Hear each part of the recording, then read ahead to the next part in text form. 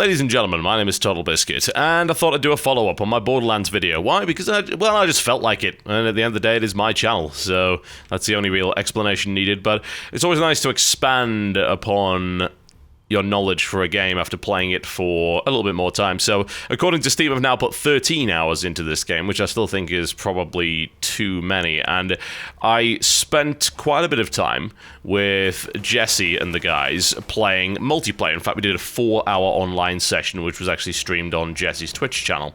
And some of the criticism that was leveled my way was the fact that I really didn't mention the fact that the game is very much co-op. Now, I did mention that it was co-op, but I didn't really talk a huge amount about the co-op beyond simple things like the loot system, or indeed lack thereof. So, now that I've played about 4 hours of that in a very intensive session, I think I can probably talk a little bit more about it. So, the lack of a loot system is not really problematic when you're playing with friends, obviously, because you've got reasonable people, but it does somewhat detract, needless to say, from the ability to play with randoms on the internet and not suffer horrendous, disgraceful rage. Something that I really think they should have addressed. I'm very surprised that they didn't, honestly. Although, considering the fact that I've said that this game really doesn't take any risks, it doesn't necessarily surprise me that they didn't mess around with the way that looting works either. And it's a shame that it doesn't take any risks, because I feel that Gearbox are a company that could have done that. The original Borderlands was a big risk in and of itself. This is a game that the now, I would say semi-infamous, because I don't think it's that important, Michael Pachter said, this game is being sent out to die, before, of course, it became the best-selling original IP of that year. So it's hard to really argue that he knows a damn thing. I suppose if you throw enough shit against a wall, then some of it will actually stick. So, it did surprise me somewhat to find that there really wasn't a huge amount new within the game. It's just they expanded on everything that the original game did and didn't really touch anything. And the loot system and the way that multiplayer works is a big part of that. Now, there's one thing that I would like to tackle, and that's the idea of, oh, this game is more fun with friends. Okay, newsflash, guys, any multiplayer game is more fun with friends. That's kind of the point. Anything is more fun with friends. Watching paint dry with friends is more fun than watching paint dry on your own. Unless, of course, you happen to be a crazed social introvert, which is also a possibility. In which case, you should probably still find a better hobby. There's plenty around. The point is that that is not a selling point, and that is not a feature. It is standard. It is the case with everything. So every multiplayer game is more fun with friends. So that's not... you can't sell your game on that. Playing big rigs over-the-road racing is more fun with friends. Playing really bad games is also more fun with friends. So I refuse to accept the notion that that is a reasonable selling point. Is Borderlands 2 more fun with friends? Yes. But then you have to ask, why? Is there something about Borderlands that makes it more fun with friends? Is there something about the gameplay that works better with more than one person? And my conclusion, after having played, pretty much all afternoon with these guys, is no, there isn't. There is nothing about the gameplay that makes it more enjoyable to play with friends. Not a damn thing. Now, why? So the reason why is that nothing synergizes when you're at a party. Not a damn thing. None of the active skills synergize together in any real respect. Now you could say, oh, what are you talking about? You can phase lock and have someone shoot him. Or you could phase lock him and then shoot him yourself. That's not synergy. That's useful. Sure, absolutely. That's useful, but it isn't synergy. Does the turret synergize with anything that the other guys can do? Again, not really. It can deploy a shield, but that doesn't mean that the skill actually synergizes on a team level with other things that other characters can do. Now, I have to imagine that this is not entirely the fault, per se, of Gearbox. I think, honestly, it's more down to the fact that Gearbox didn't want to make you feel like there was an optimal party that you could pretty much play with your friends regardless of what class. If you want to go 4 Gunzerker, fine. You want to go 4 Siren, fine. You want to go 2 Soldier, 2 Assassin, fine. Not a big deal. But unfortunately, as a result, the game suffers somewhat. Now, what benefit is there to actually playing with friends? Is there a gameplay benefit to it? And the answer is actually no. In fact, there are severe disadvantages to playing with friends. You will probably die a lot more if you play with friends. Why is that? Well, there are more enemies and they bullet sponge hard. And this is a problem that I had with the first game. And I love the first game to death. And, you know, I'm enjoying my experience with Borderlands 2 as well. But a big complaint that I leveled about the first game, which is actually the main reason that I beat the entire thing and New Game Plus Solo. New Game Plus Solo is a nightmare, by the way. The reason that I played it solo is because I hate bullet spongy enemies. I really, really do. Now, I think there's a big difference between a first-person shooter and any other kind of game within this genre. You can say that this is an action RPG, a first-person action RPG, and you wouldn't be wrong, because that is exactly what it is. It's what would happen if you put Diablo in first-person, added guns, and weren't as bad as Hellgate London. The problem is that in other games within this genre, you are dealing with things like magical creatures, you are dealing with the idea that you are wielding swords, maces, and all sorts of things like that. And as a result, when you hit stuff, you don't necessarily expect it to die immediately, although within many games in the genre, it kind of does. In fact, one of the most famous things about games like Diablo and Torchlight is that you can just smash your way through enemies and they just come apart. They explode, you slaughter thousands and thousands of enemies, and you do in this game as well. But when you go 4-player, or even 2 to 3-player, what happens is individual enemies scale in HP. That is a really bad way of doing things. It really is, because bullet sponges are not fun to play. Interesting. Never seen it before. Yeah. Yeah, there we go. Wonderful. That's the real problem with it. Bullet spongy enemies are not fun, and in single player, the bullet sponge element is nicely minimized. You know, a mini-boss like this would be easily torn to shreds with a good few headshots. Yeah, sure, he's going to take more bullets, but he's not going to sit there absorbing hundreds upon hundreds of bullets, which he will, I might add, he will in 4-player. So what is the benefit to playing in 4-player? Not a huge amount. In fact, as I said before, it actually lessens my enjoyment of the game, which sounds ridiculous when you think about it, but it does. It really does. I think I have more fun with this game solo, just as I did with the original, on the basis that I hate bullet spongy enemies.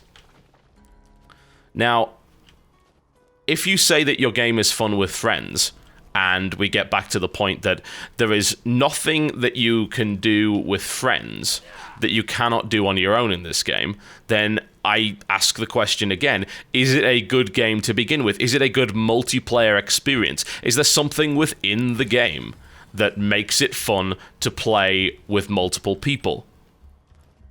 And I have to keep coming back to this conclusion that there isn't. It's more fun with people because you've got people to chat with. You've got people to share the experience with. But that isn't a gameplay reason. You can play a single-player game, have friends watch you, and make snarky remarks and laugh at stuff on the screen, and the game will be more fun to play. Does that mean that it's a good multiplayer experience? No, it's not even a multiplayer game. Come off it. And in this case, I have to feel essentially the same way. I think that other action RPGs do it better. You've got different classes that have different interesting synergies. MMOs are a particularly good example of a game genre that does this really, really well, to the point where they are almost dependent on the very notion of it. Now, perhaps Gearbox didn't want that. Perhaps they didn't want that dependence to actually exist. I don't necessarily blame them for not wanting that. But regardless, it still hurts the game one way or the other. It doesn't matter if that's what they wanted or what they didn't want. The overall... Excuse me for a second. Please die horribly. Thank you very much. There we go. The overall result is that you get a game where having 4 people in it doesn't actually make it better from a gameplay standpoint. Other action RPGs do it well by having classes and abilities that synergize well together. Guild Wars 2 is a good recent example whereby you have the ability to deploy things on the ground, which can then actually do things like set fire to arrows that pass through. Those little synergies, the class combos, the profession combinations, or whatever the hell they're called. Those are pretty cool. Games like World of Warcraft. A healer synergizes well with a tank and a DPS. In fact, the game is completely reliant on that. Now, that's where the balance has to come in. If you're going to do that, you've got to make sure that you don't become World of Warcraft. You don't become completely and totally reliant on that, because that is the exact opposite of what would be fun in a game like this. But even in games like Diablo, any of the Diablo games, any of the Torchlight games, there are class skills that work very, very well with each other, and the classes complement each other very nicely. Here, they honestly don't all that much. You can use pretty much any weapon. I mean, in our session, I think I found 3 of us using sniper rifles at one point, because, of course, they work just as well. You get a couple of interesting bonuses if you happen to be the assassin, but for the most part, you can still use sniper rifles pretty well. And even if you couldn't, and there was one guy with a machine gun and one guy with a sniper rifle and things like that, I don't really call that synergy. You could give all 4 people machine guns, all 4 people sniper rifles, and they'd all be fulfilling the same role, and the classes wouldn't be complementing each other in any way. So I don't want to talk too much more about that, because I think I'm just going to be going round in circles in that respect. But do you understand my point, at least? Do you understand the notion that I feel it is invalid to say that a game is more fun with friends and actually market that as a feature and then claim, oh, well, you're playing it wrong because you're not playing with friends? There are some games that you have to play with other people. Team Fortress 2 without anyone in the multiplayer is not a very good game, needless to say, not at all. You need people within the multiplayer, and then if you happen to be with friends, well, you've got this whole team communication thing that really works well together. Again, you've got a bunch of classes that synergize well and fulfill different roles, and in this game you don't have that. Communication is kept to a minimum. It's mostly just about banter and arguing over loot and things like that. So, oh, there's a badass over there. Well, hell, even the classes themselves, the characters in-game call that out. So it's not like I even have to communicate with my friends or anything like that. Healing is available to a limited degree. The Siren can shoot people with bullets and heal if she wants to do that. And I believe you can also get a healing aura from the turret. I would imagine you could. That was the same as it was in Borderlands 1. But I don't think that that is a well put together multiplayer mode. I do accept, however, as a plus, because I've been piling on the negativity here, the fact that the connection works very, very well. The actual matchmaking system is very fluid, and we didn't experience lag at any point, although, of course, we were all taking some pretty bad frame hits. I'm trying to think of what would make the multiplayer mode better. I think it probably comes back to what I was saying before about the fact that there aren't all that many active skills within the game. And as a result of not having all that many active skills, you end up in a situation where there's not much you can really do other than shoot. And as you can imagine, it's a little bit hard to synergize with your teammates when all you're doing is shooting bullets at something. Where's the synergy there? There isn't. In other traditional action RPGs, you can use all sorts of things. You can use auras, you can use crowd control methods, and this game has basically one crowd control method, which is the Siren phase lock, which she's going to do whenever it's off cooldown. So not a lot of thought really required in that. And I guess that the game really never tried to be more thoughtful than that. It's always just been about blasting away at loads of enemies and getting better guns and rinse, repeat ad nauseum for the most part. And the shooting is satisfying, no question about that. But what would make it better in multiplayer? I think the first thing that I would do away with if I was redoing the multiplayer mode of Borderlands is to have a look at the idea of scaling enemies and do them in a different way. I wouldn't make them bullet spongy. What would I do? I'd probably add more interesting abilities onto them, because most of the enemies kind of do the same thing. They either run at you and try and kill you, maybe they try and explode, or they try and shoot at you. And that's really about it. I would imagine that there are some more interesting... I mean, I can't see why there wouldn't be more interesting enemies later on in the game. I wonder if I can swim out to that. But at this stage, you don't really find that. If I was upping the difficulty of my multiplayer mode for multiple people, I would give the bandits either bigger weapons, I would make them do perhaps more damage or apply more status effects and things like that, give them maybe more elemental weapons, but I wouldn't make them noticeably tougher.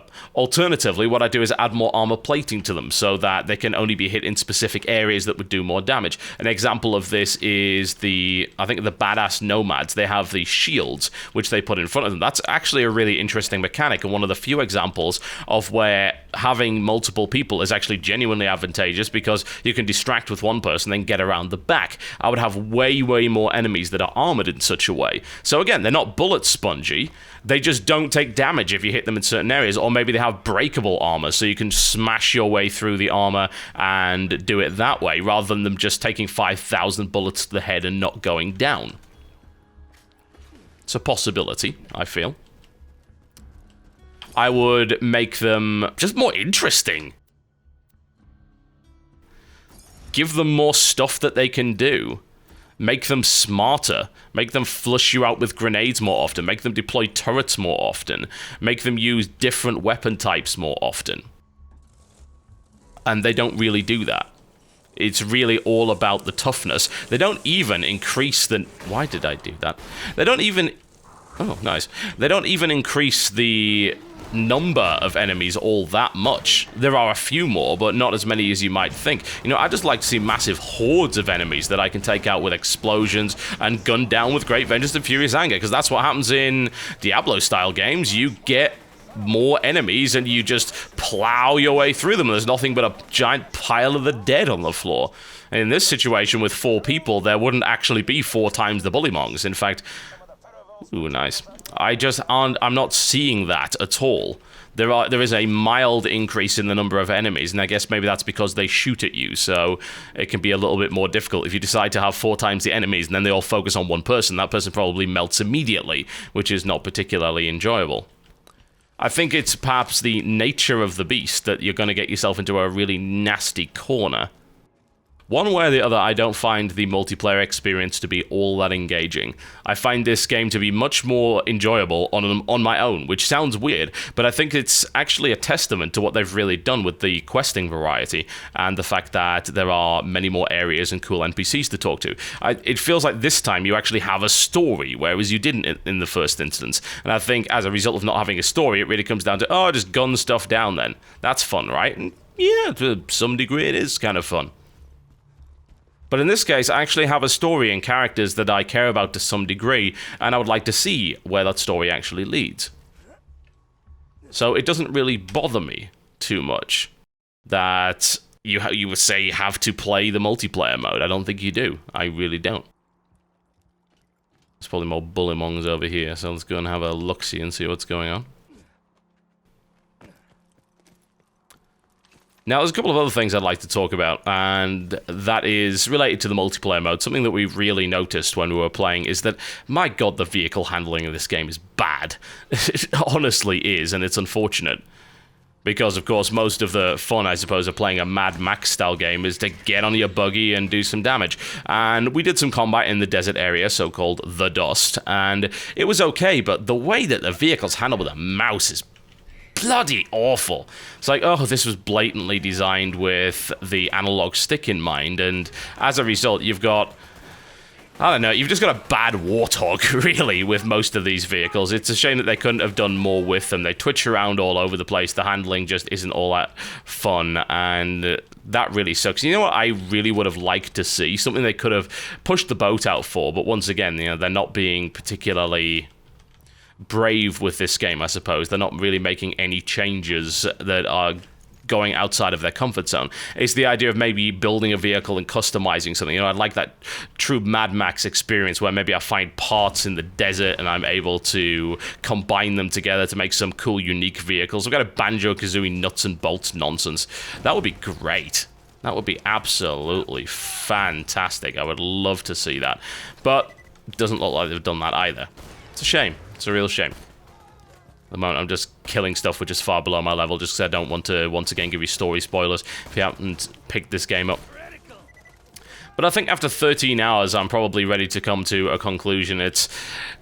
What I said, I think, in the first instance was correct, and I think that now that I have experienced the multiplayer mode for an extended period of time, I don't think I'll really be going back to playing all that much in multiplayer. If I do it, it won't be because the game is better in multiplayer, it's because I just want to talk to my friends. And you know what? I could be playing Scrabble, I could be playing Pictionary, I could be playing, hey, watch the stupid YouTube video with my friends, and it would be equally amusing. And that's not a ringing endorsement, I don't think, of a co-op multiplayer experience. I think if they want to get really funky for Borderlands 3, they've got to start taking some risks. They've got to think, well, what do other action RPGs do really well? Because what we currently have here is a bunch of quests which are par for the course. There's a couple of interesting things there, but not great, attached to what is essentially a pretty damn mediocre shooting engine.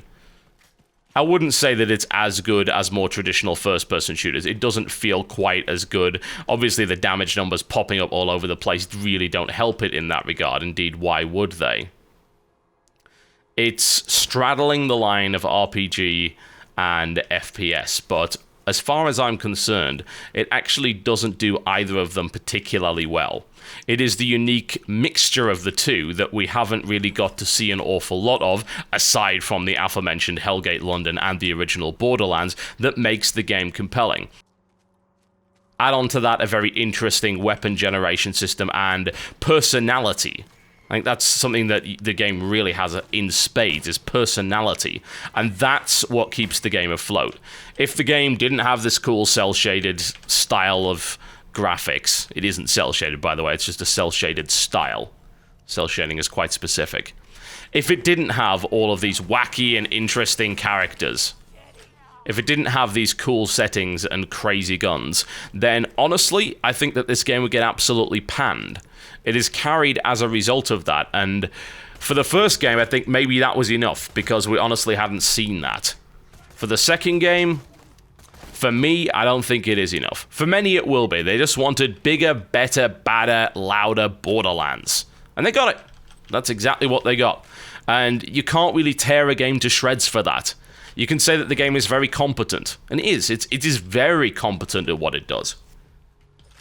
But for me, I think now I want more. I think after having the second outing of Borderlands and seeing that the formula hasn't evolved in any real way, if they do a Borderlands 3, it is time to ramp everything up to 11. It's time to take the lessons learned from other action RPGs and successfully apply them to an FPS. Because if you can do that, you will have one of the greatest games that anyone has ever had the fortune and blessing to play.